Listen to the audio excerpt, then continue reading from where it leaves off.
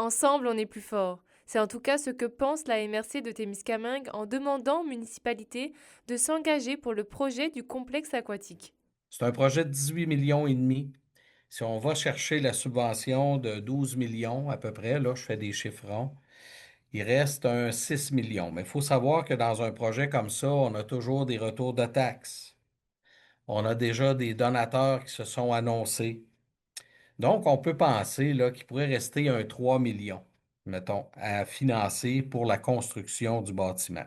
Le préfet, Martin Lefebvre, a conscience du défi que cela représente pour les petites municipalités, mais affirme que le but de la MRC est de trouver des solutions afin de réduire leur impact financier.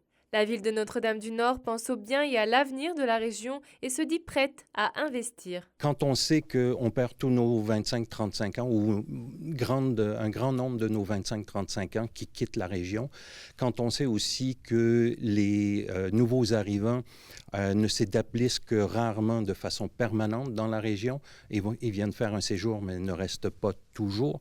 Et puis après, il y a le fait que Attractivité Abitibi-Témiscamingue annonce quand même que dans les prochaines années, on pourrait s'attendre à une diminution de la population de 3%. Bien que le maire de Notre-Dame-du-Nord, Michel Vaillant, pense que ce projet soit essentiel, il ne semble pas convaincu que Ville-Marie soit le lieu le plus adéquat.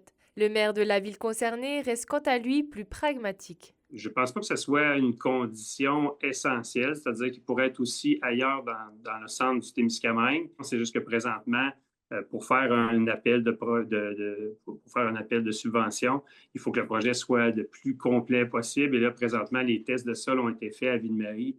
Le terrain est déjà déterminé, donc il est déjà déterminé que la ville de Ville-Marie va donner le terrain, tout ça. Donc, ces éléments-là vont sûrement peser très fort dans la balance pour la demande de subvention.